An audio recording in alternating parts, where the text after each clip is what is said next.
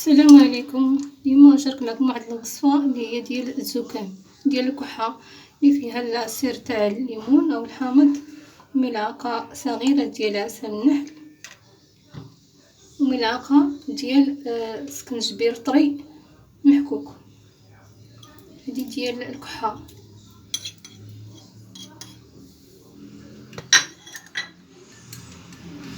نحركوها مزيان وتنشربوها. هاد الوصفه هذه اللي هي طبيعيه، فيها الليمون، عصير ديال الليمون، وفيها العسل النحل الحر وسكنجبير طري. هاد الوصفه كنستعملها الا كان فيا الكحه وكدير واحد النتيجه مزيانه مرضيه. هاد العناصر كلهم طبيعيين ومزيانين. هذه وصفه طبيعيه 100%.